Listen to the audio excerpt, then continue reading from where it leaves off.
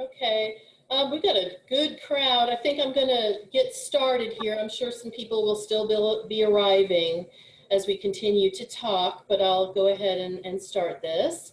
I'm Patricia Tomlinson, curator at the Appleton Museum of Art, and I welcome you all to the very first in our series, The Artist's Outlook. We are going to be doing this on the third Thursday of the month through December. After that, I don't know if we'll continue or not, we'll see. But we're very thrilled that you're all here. So far, it looks like we have 23 participants, so we're very pleased to have you. And I wanted to introduce you today to a very special artist. His name is Christian Duran, and he lives and works out of Gainesville, Florida. He is a mixed media artist, and we will go into what that means a little bit more for those of you that might not be familiar with that art term.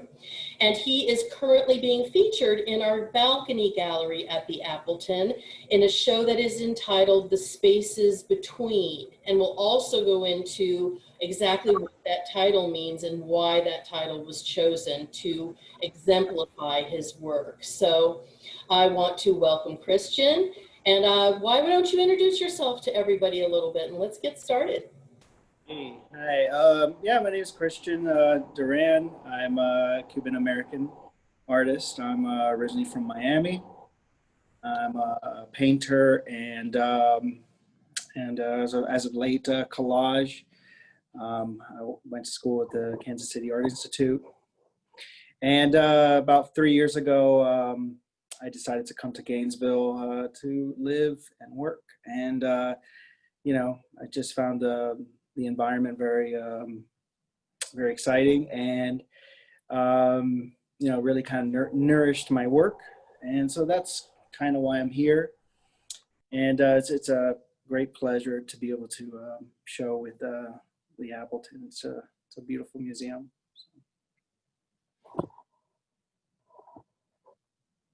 I also wanted to say, if everyone can hold their questions more towards the end, I'm going to be chatting with Christian for a little while, and then at the end we have room for you all to ask your questions. You can also type them in the chat feature, those of you that know about chat, and then they will be assembled and compiled, and we'll get to as many of those as we can at the end. Also, you all are muting. That is lovely. Thank you. Please continue to mute while we're talking, just so everyone can hear and enjoy tonight. So Christian, I wanted to get started talking a little bit about your creative process first, and then we also have a PowerPoint presentation that we can go into and we can chat as we're looking at that. But I wanted to kind of go broad and then kind of go smaller. So one of the things I wanted to talk about is your creative process at this point in time. Can you kind of talk about what that is for you, what that means for you? Sure, absolutely. Well, as you'll see from my work, it's very much inspired by sure.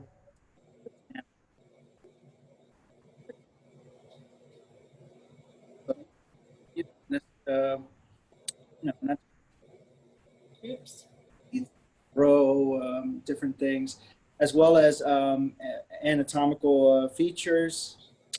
You know, parts of the anatomy also kind of work into my art, as well as you know, maps and you know, different habitats and that sort of thing. So as well as microscopic organisms, that sort of thing. So there's a lot of things from nature that I'm drawing from and kind of seeking inspiration from, and they all kind of come together to create the collages that I'm doing. Yeah. So, you know, part of my, let's go a little to the process. I begin with painting. I just start creating paintings. And at some point, I just have fun taking them apart, cutting them up, refiguring them, and collaging back together. So, and then you'll see kind of how over the past 5 years or so, how the work is kind of, you know, evolving. Like, as an artist, it's important that I just kind of also evolve with the work, grow as an artist, and not kind of produce the same things over and over again. You mentioned mixed media art. I, as you can see, I paint, and then I'm using different mediums from acrylic, oils, inks, um, different types of handmade papers that I kind of incorporate. You'll see more of that coming up. Okay, terrific. And this is a really big, broad one. What does art mean to you? Art to me is it's a very personal thing for me. It always has been, from when I was in my youth. It's never been something like, hey, let me make something for you. It's always been something like, it kind of puts me in the zone. I kind of, kind of suffer from a little bit of anxiety, and always kind of put me in this calm zone, focus, and kind of like stimulates like, I don't know if it's like pleasure zones in the brain, it kind of gives me, sometimes it'll give me like butterflies in the stomach when things are starting to come together. Some pieces I really feel like, really did something special. And then some are kind of good, but then wow, it's touching on something here that really says something to me. And although it's something very personal, it's a personal kind of place, emotionally and spiritually. I would say, I enjoy being able to share that with people who can appreciate what I do. Christian, we're having some audio problems. Your voice is kind of dropping out. I'm not really sure what to do about that. Okay.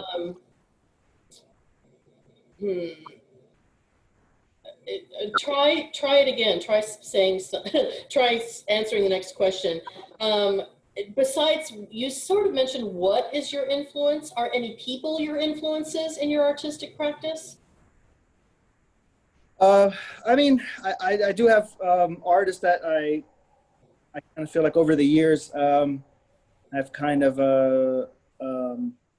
I've admired William de Kooning, E. Krasner, Anselm Kiefer, couple, just to name a couple of artists that I feel like I admire. The big abstract painters, the big studios and the big oil paintings. I find that time in art and the artist kind of unraveling that to be very exciting. Cool, cool. How did that? Go ahead. I'm sorry. Did that come in okay? Yeah, when you're closer to the phone, it's working a little bit better. We apologize, everybody. Zoom can kind of be an imperfect monster sometimes. So bear with us. We appreciate your patience. Let's go to looking at the actual slides at this time and see what we can see here. One of the first things that we're going to see, this is the very first piece of yours that I saw, Christian, and it's what really kind of sold me on your art. I thought it was really intriguing. I was looking at it digitally first before I came to your studio and saw it in person.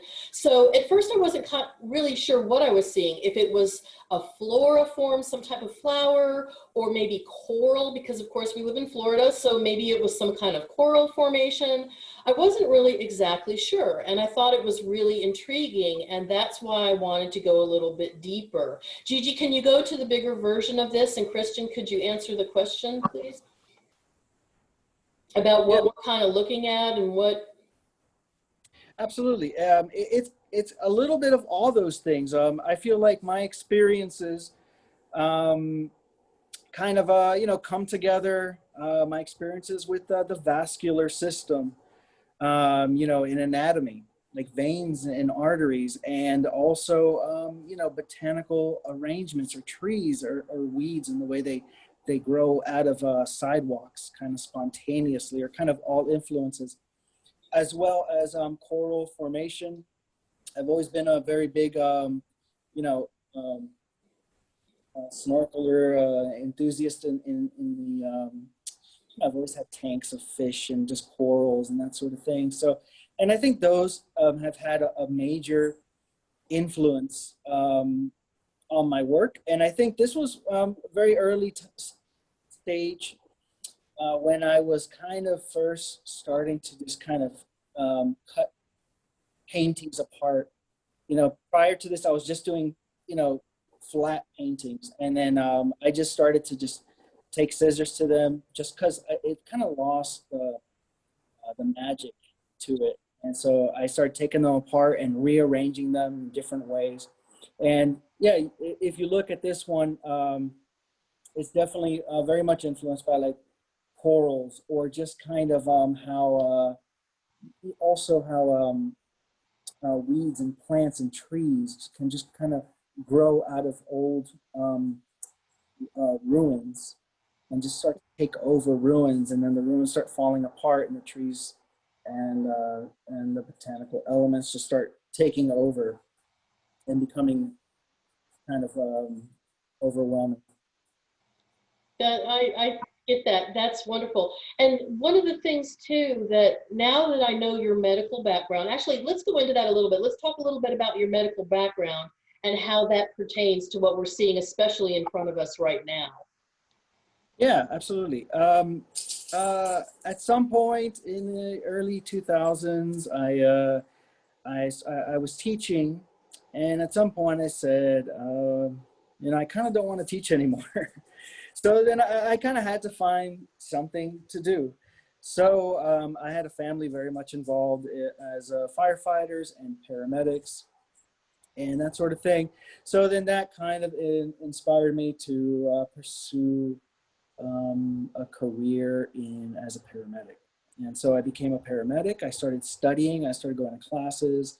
You know, artists, you know, it would be great if artists never had to hold a day job, and but some artists have day jobs, and that's what I did. I decided I was going to go into this field. I found the anatomy part of my studies very interesting. Also the microbiology part, very interesting. Just the images kind of would pop off the screen for me, or pop out of the book for me. And very early on, I kind of even started collaging those, like the predecessors to these works. I would take like old books and old medical books and just start cutting out pictures out of them and kind of drawing on top of them. And, you know, just had a lot of fun. And it's kind of evolved into that time, which already has been 20 years, unbelievably. That time has now kind of influenced and evolved into what we're seeing today. And this is early on. This is like 2019. You'll have a chance to see kind of where the work has been in the last year. So you can kind of see that evolution, which I don't see it all that different. You will see a visual difference, but I think there's an underlying current that kind of ties them all together. And if you could almost see them all sequentially, you'd probably see that kind of evolution, that kind of change. And it's really talks about my evolution as an artist, and my evolution in my aesthetics and my journey in pursuing art. So That's I get that. And let's move to the next slide if we could, please. This is another one that I wanted to show everyone. And I think the circulatory system that you mentioned is really obvious in this, now that you know that you are of a medical background, because you see, you know, the long veins and the capillaries sort of branching out. I may be getting medical things wrong because I am not a medical professional, but you see that sort of circulatory system very clearly in this one. And another thing that's really intrigued me about you, Christian, is you have fascinating titles for your pieces. And I wanted to talk a little bit about that. For example, this is res ipsa loquitur. And I want to talk about how you choose your very intriguing titles. Another piece in the show that we won't be seeing tonight, but that is in the show, is called That Girl Hiding. So they're very intriguing titles, and I'd love to hear more about that. Yeah, thank you. Well, I think titles for me, and after kind of thinking about it and thinking about why I'm titling, why I give certain titles, and I kind of thought about it, and it's really my only way to connect to the audience, other than, two-dimensionally, like what they're looking at face value. It's really just kind of me being able to connect a message of maybe what I was thinking about um, while I was creating this, or maybe it's just things that just kind of make me giggle a little, or smile.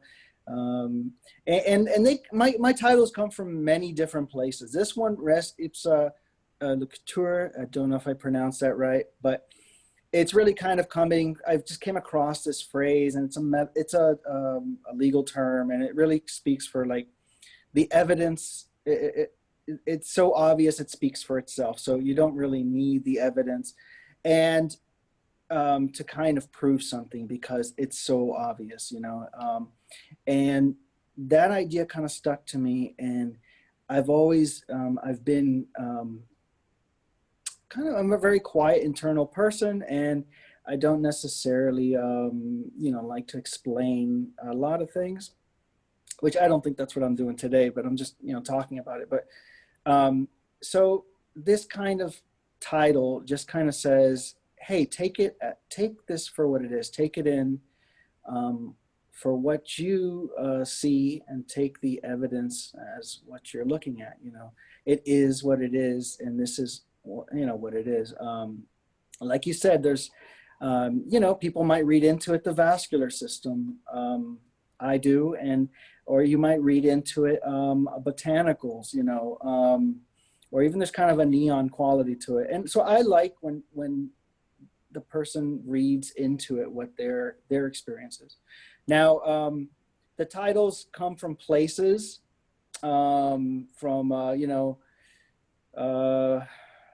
if I saw lavender flowers somewhere, I might title a piece after that, or or some sort of a tree or bark that kind of reminds me.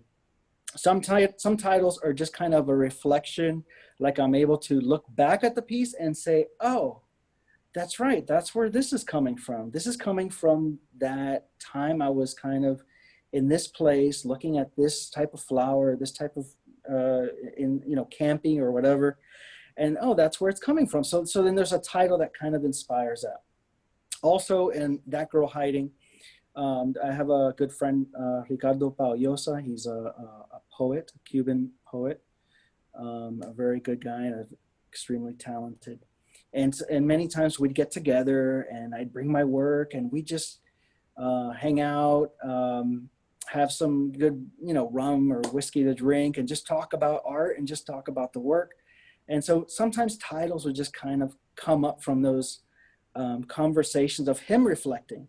So in some cases, the title isn't even coming from necessarily me, but somebody else's kind of reflection of what they thought of the work. And then when he talked about it, he's like, oh, this is what I'm seeing here.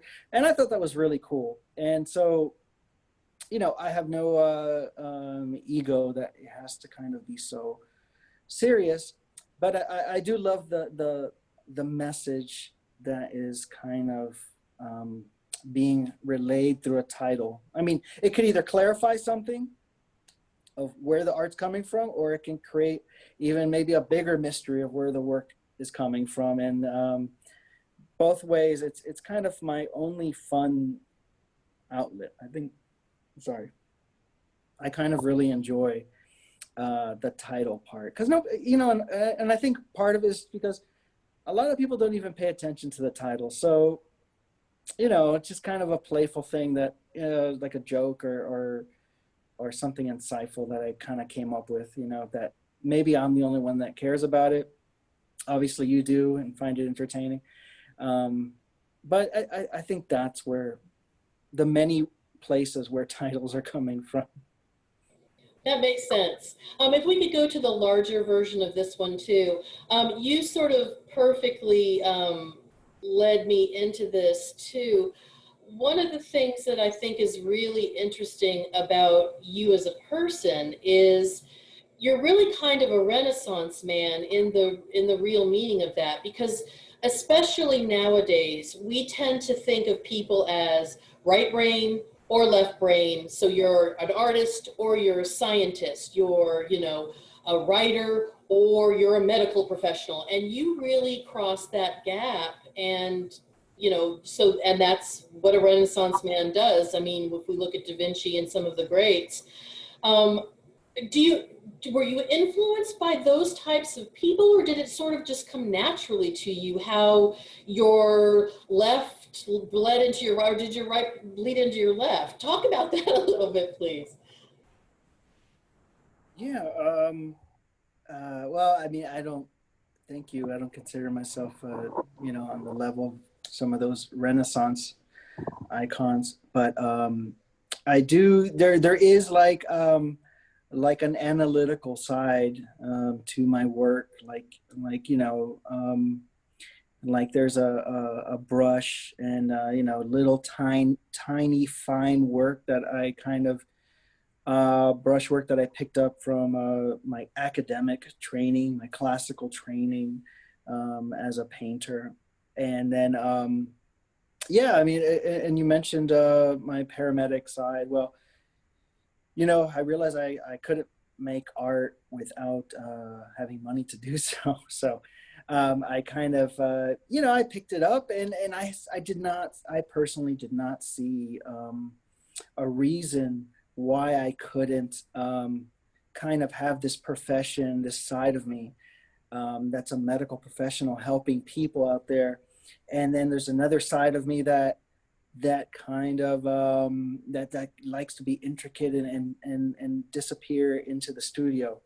It is two sides of a coin, and I think for a long time I kind of hid that, like I wouldn't kind of cross the line of the two, and I kind of set them apart. But to be honest with myself, it didn't make sense to do so. I don't know if I wanted to just kind of pretend I'm just like a studio artist and I never leave the home. I just work in the studio all day. But no, I have a real job, and that's what I do. And actually, I began to enjoy it. I really enjoyed being a problem solver and in the medical field and helping people and being a real person. And I mean, art solves one problem. I think it helps people. Helps us be human being, but then there's another side of medicine where people actually need your help in a different way, and I'm glad to kind of be that person that kind of teeters on both sides. And yeah, that's did that answer the question? Yes, absolutely, absolutely. If we could go to the next slide, please. I think this one really is an excellent example of the title of the exhibition that you currently have on the balcony gallery at the Appleton Museum of Art, which is The Spaces Between. And I think it would be really interesting for everybody that is watching for you to talk about that and how that title sort of exemplifies your work. Yeah, absolutely. Well, now you're probably seeing a shift in how the work looks visually. There's some uniting factors there. But when I started doing the collages, I started piling up kind of the negative spaces, the spaces I wasn't using. And I don't know why, I just couldn't bring myself to just kind of like toss them in the trash. So they just kind of like started piling up. And after a while, I just started having fun these works even just started off as just kind of entertaining myself. And I just started like working with different kind of working with them as like puzzle pieces, just kind of the leftovers, right? This was supposed to be discarded, but then I just started working with the negative spaces. So the spaces between. So in other words, there's the positive and there's the negative, but then, you know, there's no real positive and real negative. They're both positive, I guess, and they're both kind of negative, you know, it just depends how you look at it. So, you know, the spaces in between is kind of like the scissors that kind of cut and separate the pieces, you know. Also, the title also comes from this idea of your experiences kind of coming to you, and, you know, things that you're experiencing in nature, and then that time frame, that kind of in between when you actually kind of cement it to, you know, a picture, you know, you kind of bring that idea in. It's kind of like, you know, in the mind, kind of fermenting, kind of growing, kind of changing, you know, and that's the space in between when you're kind of meditating on something, whether you're aware of it or not. And like I said, like this piece, and you'll see in some other pieces where they're kind of like coming together like puzzles. This also reminds me of how sometimes like a tree line, if you look up, they kind of like, none of the trees are kind of touching, but they come really close to each other. There's a term for that, and I can't remember it. And it also kind of reminds me of how leaves, when they fall into a pool or a stream, and they just kind of hover there, you know, and they just kind of like touch each other, and they're kind of like side by side. And also, you know, aesthetically, I'm kind of into this this balance where things are kind of balancing each other out. And you know, people have said that it kind of looks like a tapestry, and I should stay away from that, but I kind of like it. And then so I'm kind of like evolving that kind of aesthetic. That's my own aesthetic, and so I'm kind of like just giving into it, and yeah, so. Okay. If we could move on to the next one, you gave me the perfect segue, because this next one has a title that you actually sort of mentioned, Leaf Pool. And you had just now mentioned how fall leaves falling into a stream or a pond and kind of doing their thing. I also, in addition to the nature, one of the things that I also think is very intriguing, the last piece to me had it very strongly. This piece has it as well. And maybe it's just me. I am a big fan, as some of you may know, of mid-century modernism. And to me, these really kind of have some of that mid-century modernist look to them. Was that at all an inspiration to you, or was that just a happy coincidence? Absolutely. I mean, I'm a huge mid-century architecture and furniture and art kind of you know, I love it. It's kind of it's like it speaks to me. It's kind of my eyes kind of drawn to that sort of thing. And so it's not in even the artists of that time, of the abstract expressionists and the abstract artists of that time. So it speaks to me, and I almost feel like I should have been part of that time period or part of that, you know, movement. But you know, so it's no coincidence that my work may that also has that kind of feel, and it makes me like happy to know that that idea is being conveyed out there. That it's not just me, it's not just a personal thing, but you know, like you said, you saw it as well. So I feel like you know, that kind of puts a smile on my face. Sorry, I forgot to unmute. If we could go to the larger one of this, the larger version of this, too, we can kind of see that sort of mid-century modernist approach as well.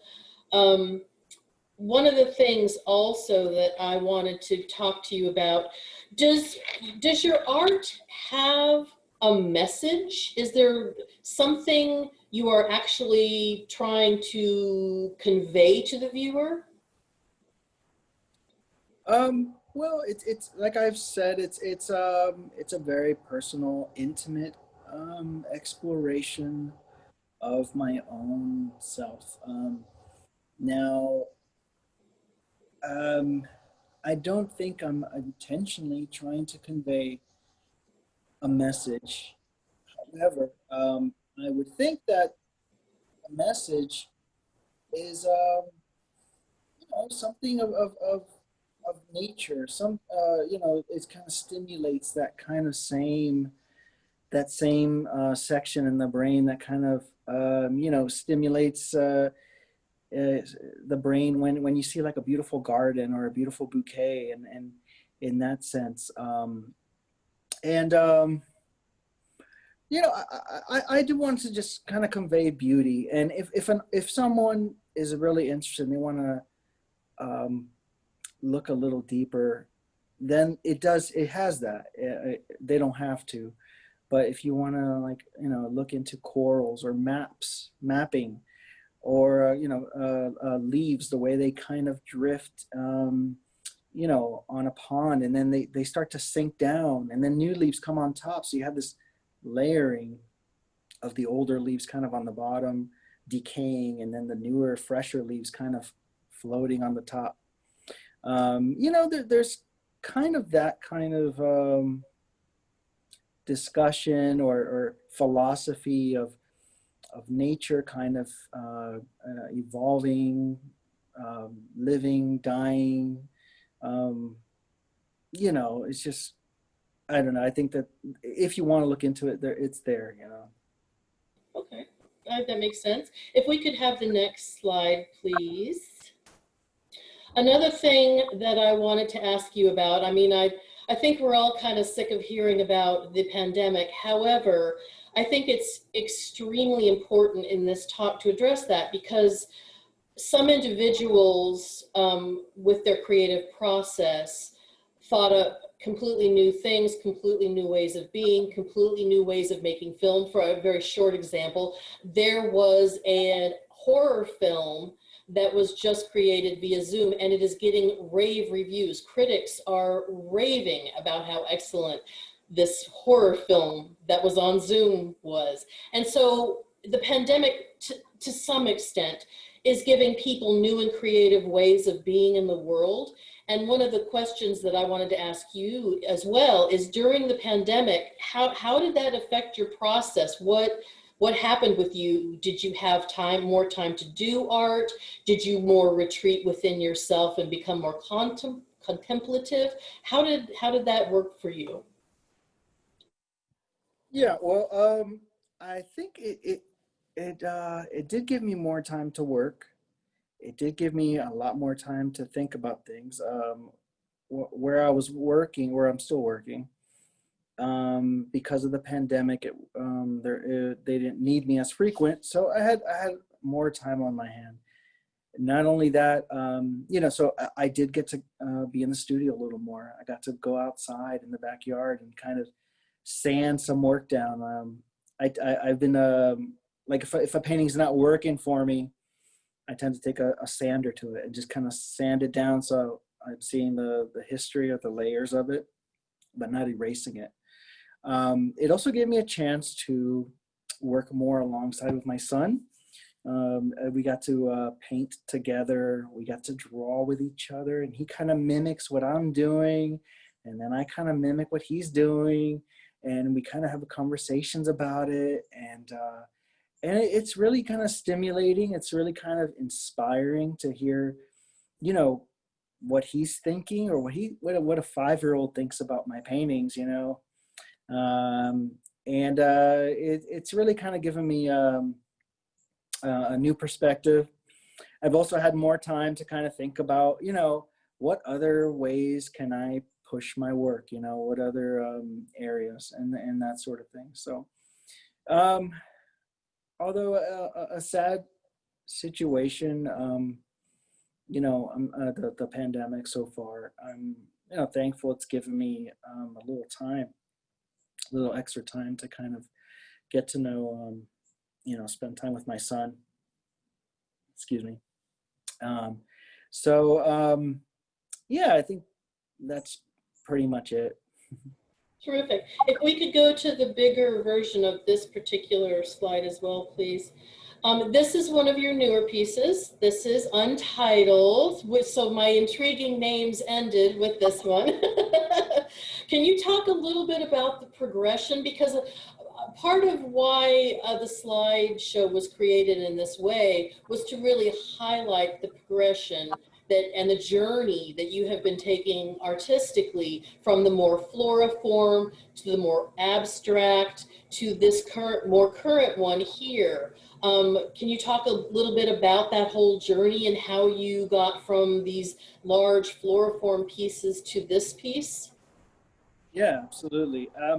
Well, this one is untitled because usually a title to me is kind of, I don't know why, it's just kind of obvious, like, oh, this is the name it wants, you know? And in this case, I was kind of working with the show in mind, this show, and I just couldn't, nothing was just coming, and I didn't want to force it.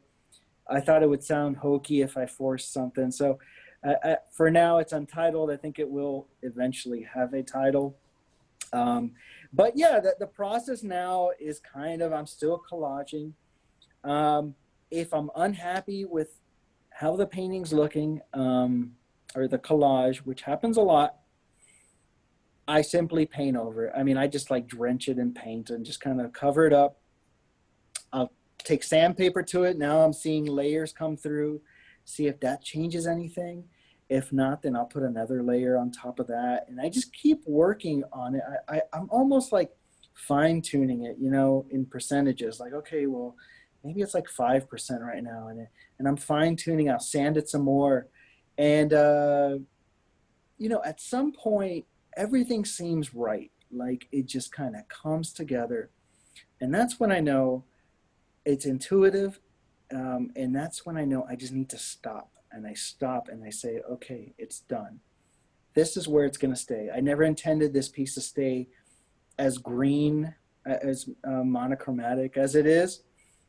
It was actually very brightly colored at one point, but it just kind of evolved this way. And, you know, I don't feel like I should force the nature of each piece. If they want to go in a certain, if they start going in a certain way, then hey, you know what? I'm going to leave it alone. I can come back. I can do something different.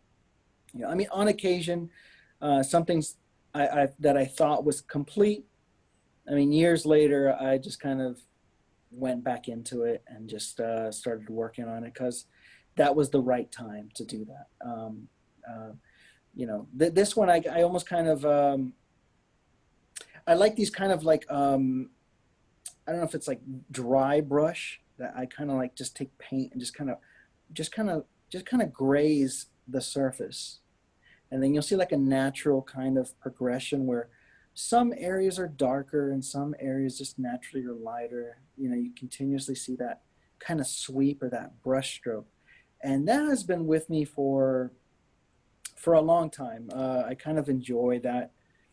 You know, I don't know if it's my admiration for Gerhard Richter maybe, or just watercolors. I'm not sure, but yeah.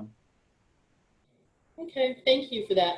And we're getting ready to entertain everyone's questions, but I did want to mention that Christian has a website that has some amazing products that are his artwork. Can we talk about that a little bit? And Christian, can you tell them the website address? And of course, we'll put that in chat as well. Sure. It's on Teespring. It's something that I've kind of, as of late, over the last couple months, I've been working on. And basically, I'm putting my artwork on products, on cell phones, on masks, cell phone covers, on masks, on T-shirts. I'm just having a lot of fun with it, and kind of trying to work into the you know, the quit my day job kind of stage. So you know, I'm having a lot of fun with it. It's a website called Teespring, and I think it's called Christian Duran Designs. and I don't know the complete link, but that's where it is. And like I said, I'm taking old stuff, I'm taking new stuff, and I'm just kind of seeing where they want to go. Like I'll look at an image and I'll say, oh, this would be cool on a t-shirt. I want to put this on a t-shirt. Or this pattern would look cool on a cell phone cover. And so I'll make it. Or this would be a cool pillow, and I'll actually like design like a pillow. And it's just kind of it's a different way of me thinking. I've never thought this way before, and going that route. But I gotta say it's kind of cool. I'm having a good time, and I hope to do more of it. Well, wonderful. Thank you. Yeah, I think a lot of things on there are extremely cool personally. I'll probably be buying things from you real quick here too. Okay, if we could shut down the PowerPoint and start to entertain some questions here. Let me get chat up and go down here. Let's see here. I've got, oops, wait a minute, bear with me here. How old were you when you started creating art? Well, I was, my mother, who's my biggest fan, of course. She from a young age, I would just doodle all over the place, and I was very good at doodling. She says I was drawing before I crawled. And so very early on, I got into like art magnet programs. Norland Middle School, Crestview, just to give a couple shout outs, Norland, New World School of the Arts. I went to the high school program there where I think New World was kind of like really kind of a really great experience. We all stay in contact, and I love all those. I love what I got out of it there in Miami. And then I went to the Kansas City Art Institute, and I studied over there. But yeah, I mean, I kind of just grew up loving art. I mean, my whole life, just it seemed like there was nothing else that I wanted to do. So that I think that's what happened when I kind of went into the medical profession. It was kind of like, oh, this is weird for me. Like I'm just kind of like I'm an artist, but like, why? What am I doing over here? Um, but like I said, it kind of like just grew on me. So now I'm both. Okay, wonderful. Martha has a couple of questions, but I'll ask the first one and then I'll ask the second. Martha asks, artistically speaking, where do you find your muse on a daily basis? Did speak? Oh, that's great. That's a great question. I love just when I'm out and about, I find my muse in just things, and I'm not trying to be pretentious about it or anything, but yeah, like in daily, just kind of, I go outside, I hear like birds in the morning chirping, or I see the sun starting to come up, or I see dewdrops on the grass, how it's so wet in the morning. Even over here in Gainesville, I run into like a lot of snakes in my yard, and I know that if they're not venomous, I'm kind of okay with them, and and I kind of really admire them, and I love just the nature around here, and that is my daily, just kind of like um, inspiration, just kind of, and then I think, and I think also my son and my wife. My son just kind of brightens my day up, and I think he kind of like livens up maybe my color palette or something. Just kind of, I don't know. So yeah, I think just experiencing the nature around me and observing those little things that I'm kind of talking about in my work that will somehow one day just kind of make their way into my art. Like I have a little bird that perches on my porch, and I think he's just so inspiring. Or I have cardinals that just kind of come every day, a whole family of cardinals, and these are my little morsels that keep me inspired, I think. That's very sweet. That's touching. Um, Martha also asks, how does your Cuban culture influence your art? Yeah, it's a good question too. I think early on, you saw a lot more of these. I was kind of working with a lot of religious kind of iconography based on the Catholic Church early on. So many years ago, it was kind of a more of an influence. But if you, you know, I think the tropical aspect of kind of Miami or Cuban culture. There's kind of like a color palette, and it's hard to kind of explain it unless you've lived in Miami and that sort of thing. Um, I'm just into the culture, into the everything, and I think it kind of also just kind of sneaks in there. I think my work is tropical, not just because I'm from Miami originally, but I think also that kind of Cuban culture. I was born and raised in Hialeah, Florida, which if you're Cuban, you know it, and it kind of has its own kind of color palette and sense of aesthetic, which I think I've kind of fed into my own work. Marvelous. Kate asks if you could tell about your process, specifically your layering. I think she wants to know literally how you layer and how you create your artworks. Yeah, absolutely. I'm painting. I kind of get a surface going.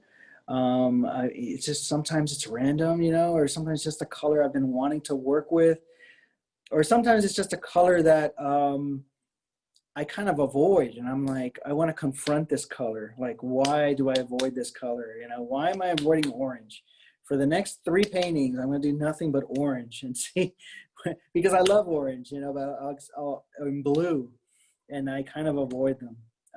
So then I'll just put like a nice wash of orange, and then I'll start gluing stuff on there. Uh,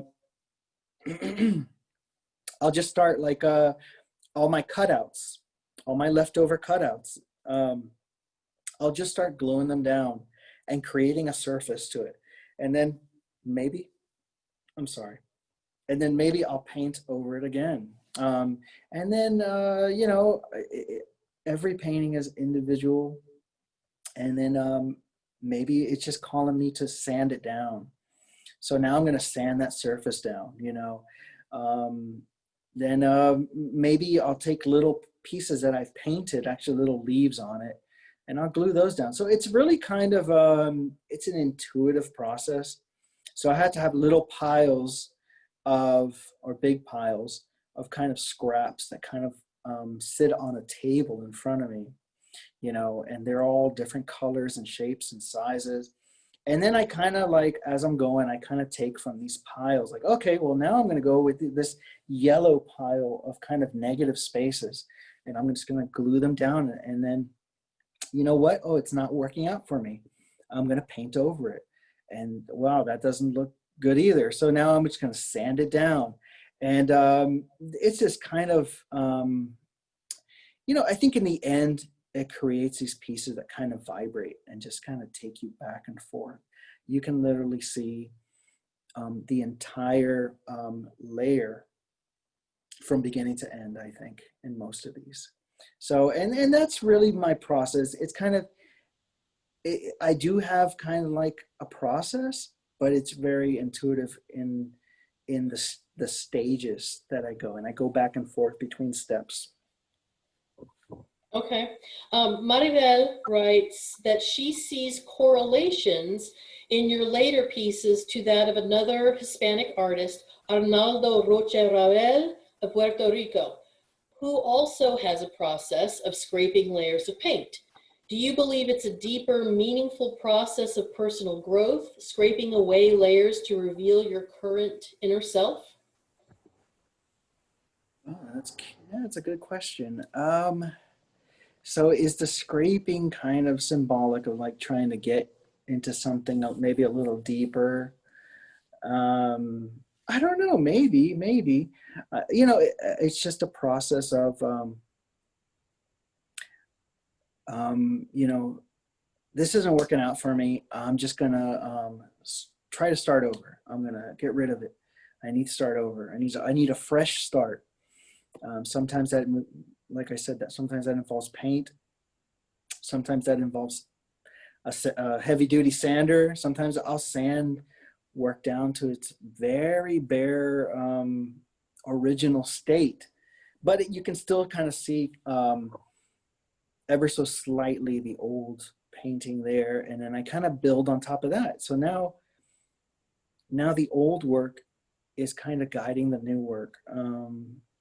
And I mean, yeah, it could say something about my nature. I'm very, maybe it's wishy-washy. I don't know, but anyway, I'm very kind of drawn to that process, and very satisfied. That's not to say that occasionally a piece is just not working out for me. And my biggest satisfaction is to rip it up and throw it away.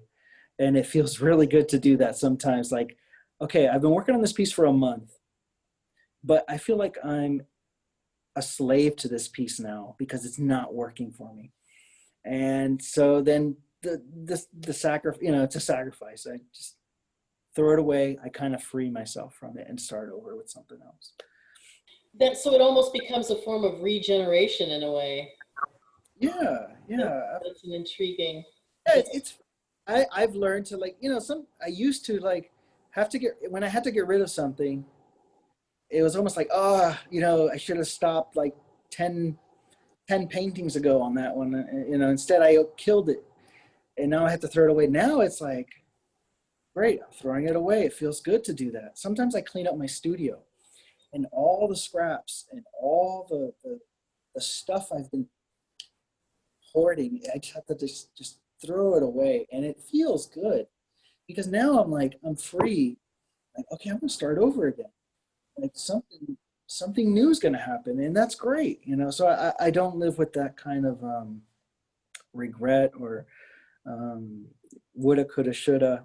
And I frequently enjoy starting all over again. So. Once again, you've just given me the perfect segue. Suzanne asked a question, and I think you answered a fair amount of it, but one of the things that she included in this question is, are you still creating works in order to collage them? So are you creating pieces that you're intentionally, like, you go into it going, I'm going to rip this up because this will make a great collage? What's funny about that is I can't do that anymore. And I'll tell you why, because I approached a painting a lot different when I thought it was the painting.